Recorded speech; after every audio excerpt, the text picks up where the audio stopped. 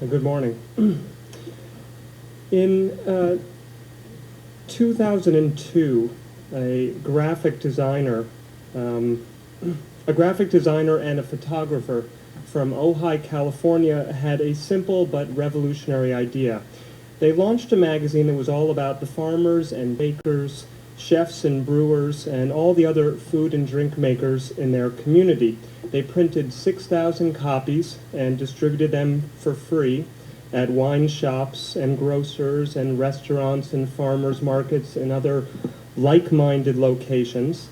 The magazines disappeared within a couple of days, and Edible Ojai was born.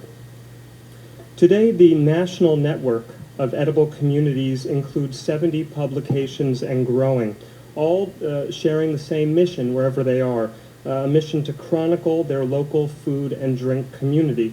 Here you can see, in the previous slide, you can see a sample of some recent covers, including Pennsylvania ramps from Edible Allegheny, Ossabao hogs from Edible Iowa River Valley, plums from Edible Pioneer Valley, and Little Neck clams from Edible Rhodey. This network adds about a dozen titles a year, and it's a concept that seems to work everywhere, in small towns and big cities, on the coasts and in the heartland, in red states and blue states. And apropos to this conference, with edible magazines, the medium is the message in more ways than one. We print on non-glossy, matte stock that conveys the sort of tactile, organic, salt-of-the-earth subject matter that we're writing about. Our articles are long format. The typical piece is a little over 1,000 words. We do have plenty of short stories and are rolling out dozens of apps and have quite active blogs that have a lot of short content, but our average content is long, and we will even print stories that are several thousand words in length. And most importantly, the growth of edible magazines mirrors the growth of the food system that we're writing about. That is, we are a grassroots, place-based publishing model that mimics the decentralized regional food systems that are popping up across the country. Edible magazines are locally owned, locally published, locally distributed, and supported almost entirely by local advertising, not unlike a farmstead cheese from upstate New York that's locally produced, locally distributed, and locally eaten. Just as the local food system is an antidote to concentration in the food chain, the hyper-local content of edible magazines tailored for a given place and a given time is the antidote to generic anonymous information about food. And we've found a very receptive audience. Let me steal a few pages from the Edible Community's National Media Kit to help define our readers.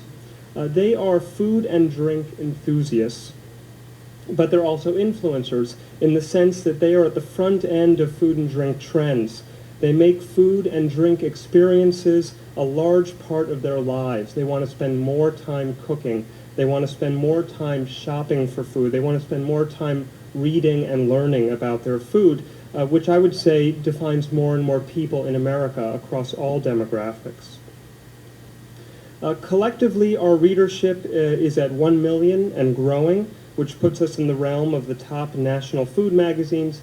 And in many regional markets, we have more readers than Saveur, Food and Wine, or other competing magazines. In this media kit, we've got testimonials from Whole Foods Market and other advertisers about why our mission aligns with theirs.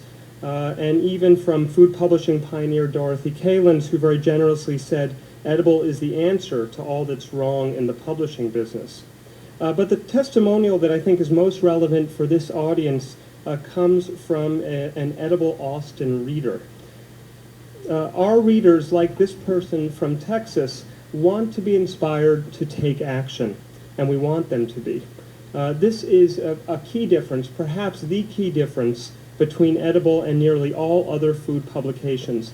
Instead of aspirational, abstract stories about street food in Thailand or wine country getaways in Spain, experiences that many of us will only enjoy vicariously. All of our stories include concrete people and places that our readers can go and touch. Farms they can visit in a day's drive, products they can buy at nearby shops, local food politics initiatives that they can get behind. Consider that when we wrote about rooftop beekeeping in the inaugural issue of Edible Manhattan, it wasn't just to chronicle the very sweet honey that was being raised on the top of skyscrapers. It was to convince our readers that the New York City law making urban beekeeping illegal had to change, and pointing them towards the groups and politicians that were working for that change. And in fact, because of the good work of groups like Just Food and others, the law did change a few months after this article came out. Again, we aspire to help our readers change the world around them through what they eat and drink. And since changing the world is never easy, here are a few important ways in which we structure our message to accomplish this. And I smiled in thinking about some of the similarities in strategy that the Ad Council uses, that incredible Chipotle ad used. First, we always try to balance hedonism and sustainability.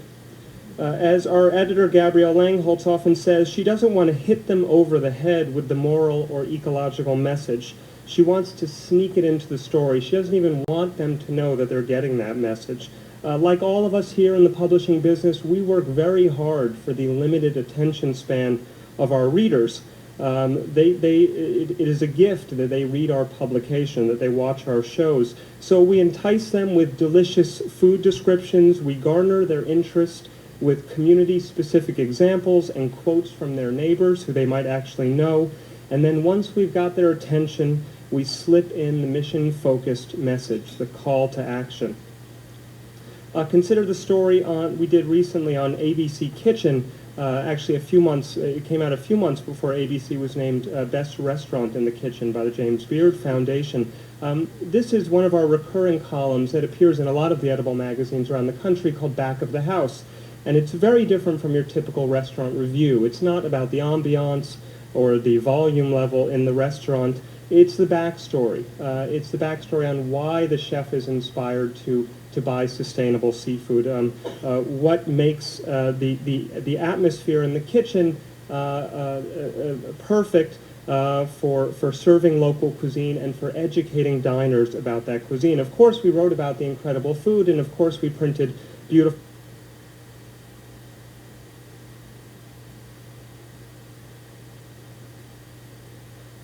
food photographs, but more important than that, we try to inspire our readers by telling the story of the chef.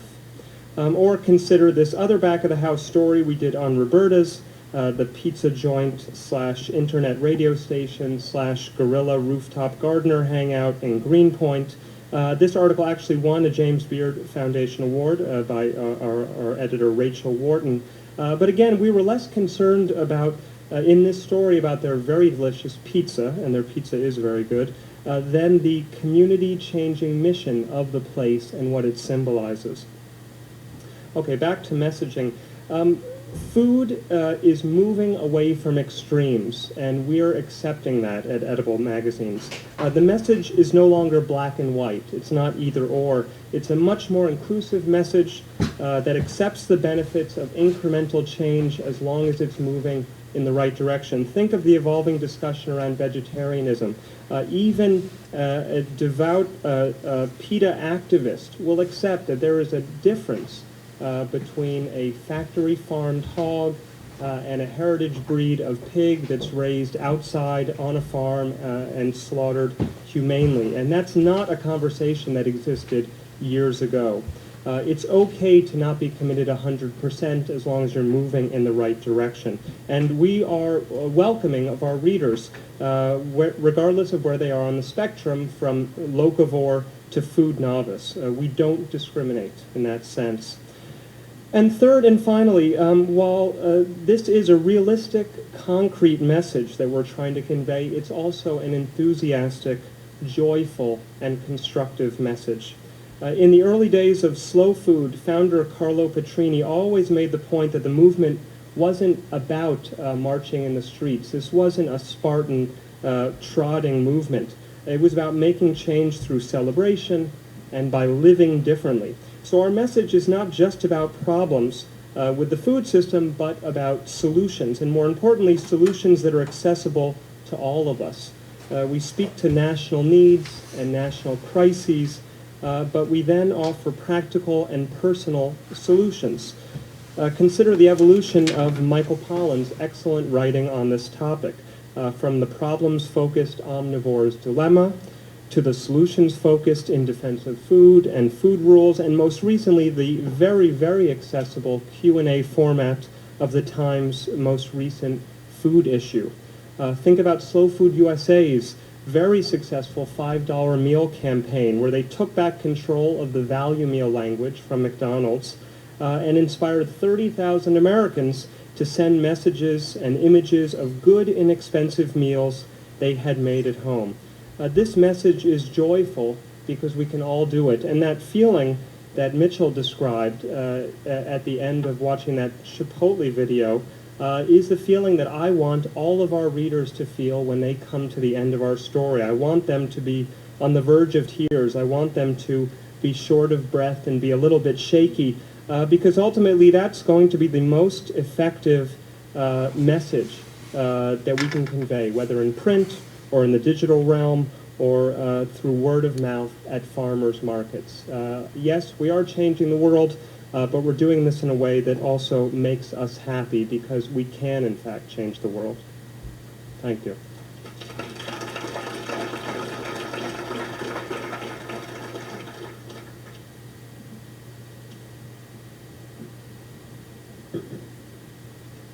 Good morning. New media and food is a gigantic topic, and it's certainly one that I could talk about for hours, and I won't do that, obviously. But what I want to do during this presentation is give some quick shorthand examples of what's going on with new media and food, and pointing out very quickly what I think are the most pertinent details of each of these, basically seeding some food for thought. And I wanted to start with some basic distinctions between the different types of media, traditional, new, and social media. And while you take a look at what I've laid out here, I'd like to jump on to the timely, very 21st century comparison that Joseph brought up this morning, the Occupy Wall Street phenomenon that's been happening for the last month here in New York City and has since spread to hundreds